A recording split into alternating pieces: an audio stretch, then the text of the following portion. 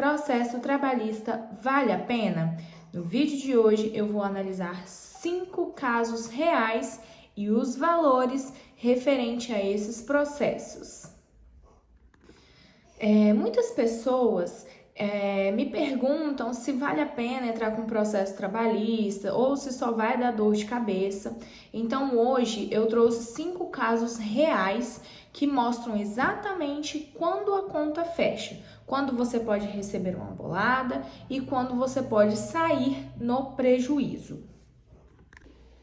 Se você já trabalhou ou trabalha sem registro ou como pessoa jurídica ou até mesmo sem carteira assinada, é muito provável que você já tenha passado por alguma injustiça no trabalho. Uma hora extra que nunca foi paga, um chefe abusivo, pagamentos por fora, mas na hora de decidir se entra ou não com a ação trabalhista, surge aquele medo. E se eu perder? E se eu nunca mais arrumar um emprego? Neste vídeo, eu vou te mostrar a verdade nua e crua.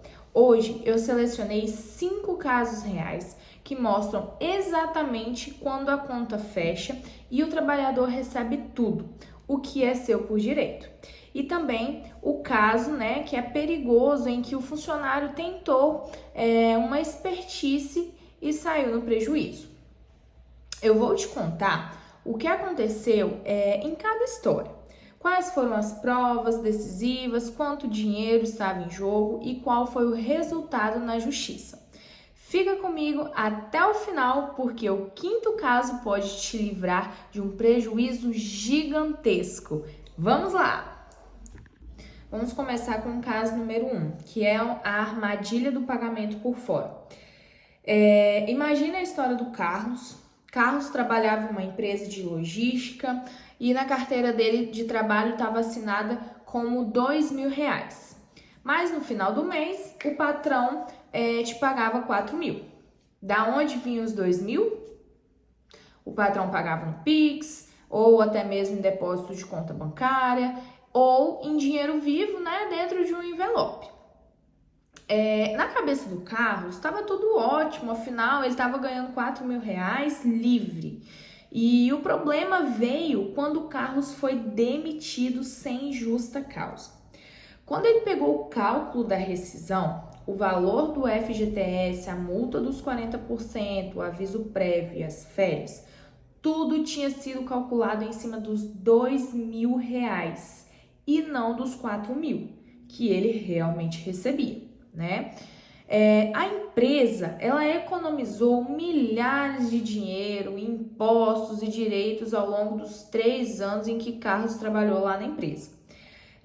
Eles empurraram esse prejuízo para a conta dele.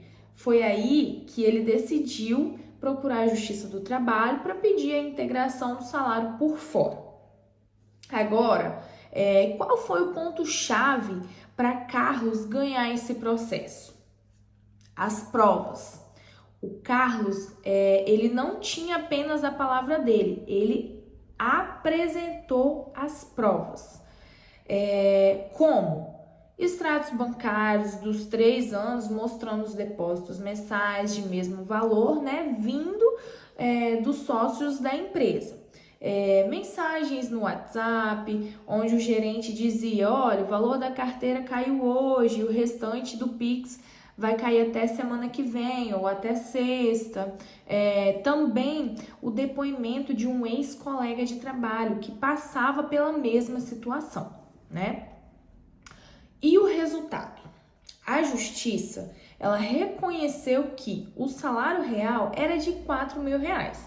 A empresa foi recalcular e pagar todas as diferenças, tanto do FGTS, multa dos 40%, 13º, férias e aviso prévio dos 3 anos. Ou seja, o juiz condenou a empresa para que ela pagasse tudo certinho. E adivinha, o valor final superou o valor de R$35.000 de acerto. Resumindo o caso, se você recebe salário por fora, saiba que você está deixando dinheiro na mesa da sua aposentadoria, né? No caso, na hora da sua aposentadoria, no seu FGTS e na sua rescisão, as provas simples do pagamento e a chance de você conseguir recuperar esse valor é altíssima. O segundo caso é o falso PJ, pejotização forçada. O nosso caso, ele é um fenômeno que cresceu demais nos últimos anos, que é a pejotização. Hoje, a gente vai contar a história da Juliana. Juliana, ela foi contratada por uma agência como prestadora de serviços. A empresa exigiu que ela abrisse um MEI, para emitir uma nota fiscal todo mês, no valor de R$6.000. Na teoria, ela era uma empresa parceira. Na prática, a rotina dela era 100% funcionária CLT. Juliana tinha um horário fixo para entrar e para sair. Ela recebia advertências se atrasasse, tinha um chefe direto cobrando as metas diárias, não podia mandar outra pessoa no lugar se caso ela ficasse doente. E ela trabalhou por 2 anos. Não tinha direito a férias, 13º, salário, FGTS e nem seguro-desemprego.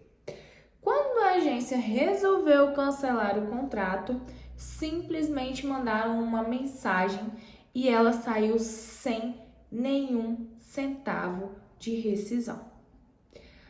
Juliana entrou com uma ação pedindo reconhecimento de vínculo empregatício. E aqui entra um dos conceitos mais importantes do direito do trabalho, o princípio da primazia de realidade. Ou seja, não importa o que está escrito no papel ou no contrato assinado. O que vale para o juiz é o que acontecia no dia a dia. E o que Juliana precisou provar no processo? E-mails, mensagens de WhatsApp com ordens, né, do patrão, cobranças de horário, controle de ponto informal, relatórios, né, da empresa, mostrando o login dela exatamente nos horários, nos mesmos dias. E também a questão do fato de estar emitindo notas fiscais com numeração sequencial exclusivamente para a empresa.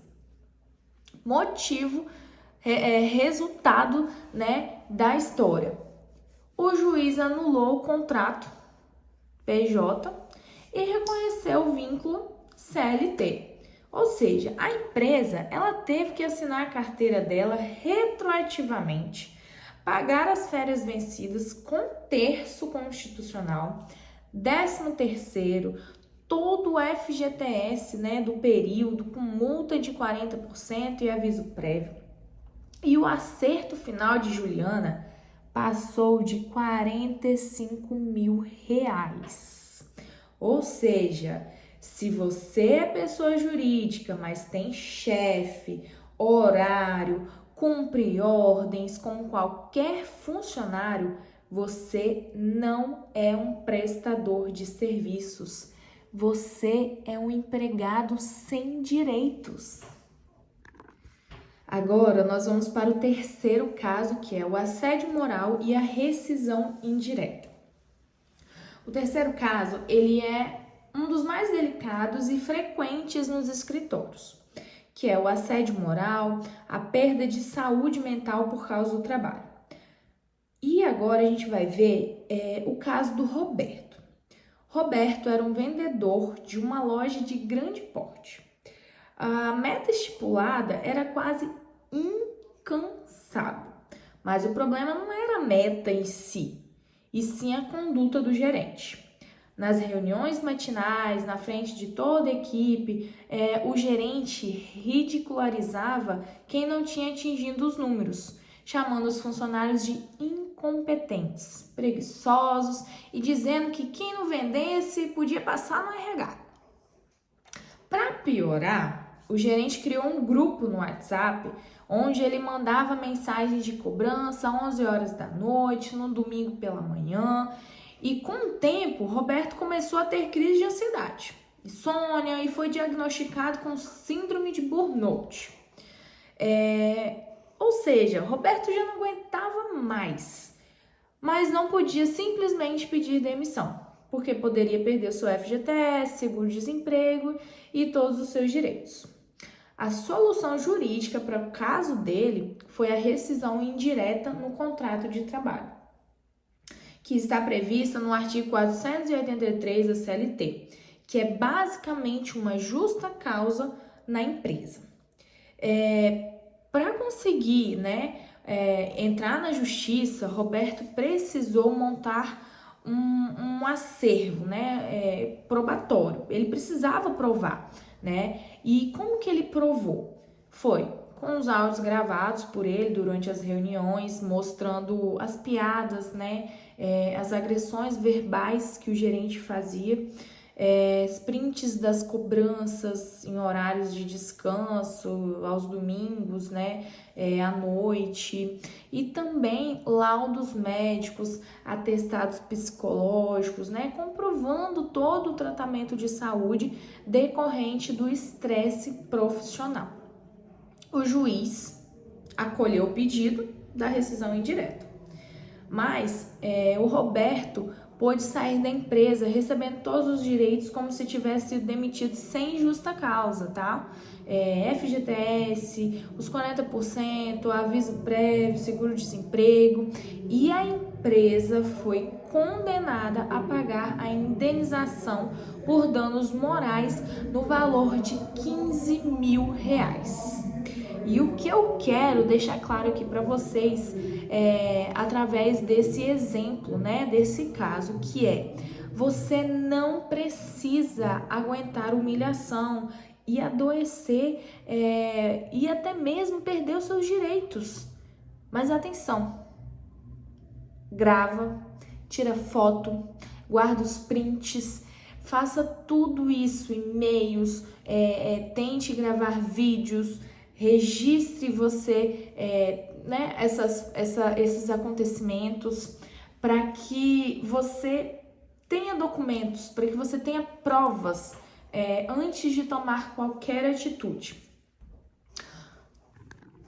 Quarto caso que eu trago hoje para vocês é as horas extras invisíveis e desvios de funções. O nosso quarto caso, ele envolve duas situações que andam juntas, na maioria das empresas, que é a hora extra não paga e o acúmulo e desvio de função. Hoje eu vou contar para vocês a história do Marcos. Marcos foi contratado como auxiliar de almoxerifado. 6 meses depois da contratação dele, o encarregado do setor foi demitido e não contrataram ninguém para o lugar. Marcos assumiu todas as responsabilidades: controle de estoque, compras, negociação com fornecedores e gestão de equipe. Mas continuou recebendo o salário normal dele de auxiliar, Além disso, o horário de Marcos era de 8 às 5 horas, mas ele sempre saía às 7h30 da noite. Só que a empresa, ela tinha o famoso ponto britânico, Ou mandava bater o ponto no horário contratual e voltar a trabalhar. Simples assim. O que mais acontece nas empresas, gente?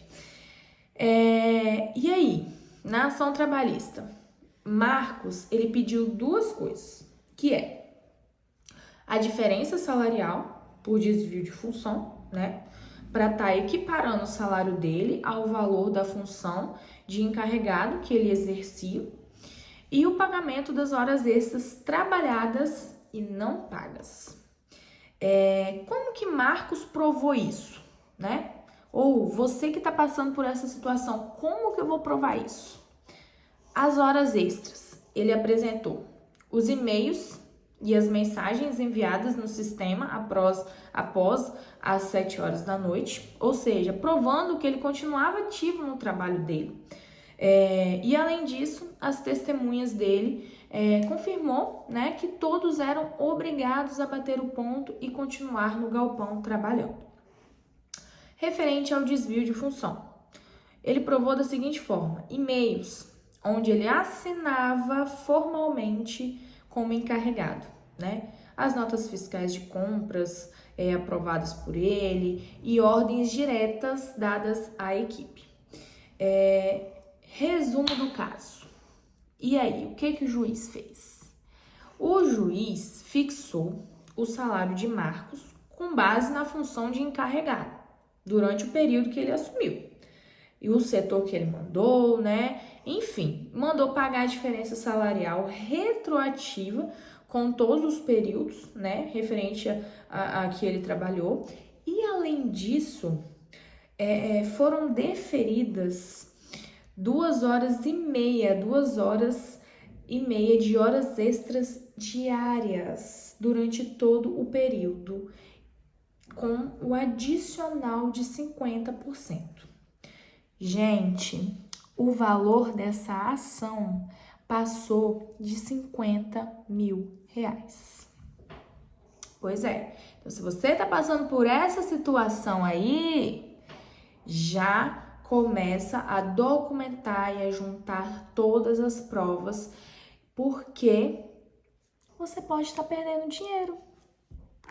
Vamos para o caso 5, né? Quando não vale a pena entrar com um processo. Agora, eu vou precisar que vocês prestem muita atenção, né? Porque até aqui vocês viram os casos que os trabalhadores ganharam, né? Então, assim, mas quando que o processo trabalhista dá errado e o tiro sai pela culatra? O caso número 5. E esse caso é o do Fernando. Fernando, ele trabalhou durante 1 ano em uma loja. Foi demitido. Recebeu a rescisão corretamente. Mas, conversando com alguns amigos, ele ouviu dizer que todo mundo entra na justiça para arrumar mais um dinheirinho. O famoso disse-me-disse. E aí, com isso, Fernando decidiu entrar com uma ação trabalhista pedindo 60 mil reais. O que ele pediu? Ele pediu 3 horas extras por dia, porque ele alegou que sofria assédio moral do gerente e também pediu insalubridade. O problema. Qual é o problema, gente? Vou deixar vocês pensarem no problema. Pois é. O problema é que nada disso era verdade. O Fernando, ele saiu no horário correto. O gerente nunca tinha desrespeitado. E o ambiente de trabalho era um escritório comum. Ou seja, estava tudo certo. A empresa estava correta. Por incrível que pareça, a empresa estava correta. É difícil, tá, gente? Não vou mentir para vocês, não. A maioria das empresas, a maioria, está errada. Mas, nesse caso, a empresa estava correta. E aí, Fernando achou que a empresa não ia se defender, ou até mesmo que o juiz, que o juiz ia acreditar na palavra dele sem precisar de provas, só na audiência. Vou lá na audiência e tá tudo bem. Mas é aí que ele se enganou. A empresa apresentou os cartões de ponto eletrônico com biometria, assinado, tudo certo. Apresentou as testemunhas da empresa que desmentiram completamente a narrativa de Fernando. E também a própria testemunha que o Fernando levou acabou se contradizendo e confessando. Sim, gente. Isso é de... A testemunha simplesmente confessou que não viu os fatos. né? E o resultado? Você já pode imaginar, né, gente? O resultado. O juiz julgou o processo totalmente improcedente, mas não parou por aí. Com as mudanças de lei trabalhistas, quem perde o processo pode ser condenado a pagar os horários de sucumbência para os advogados da empresa, que variam entre 5% e 15% do valor pedido. Ou seja, Fernando foi condenado a pagar 10% do valor da causa.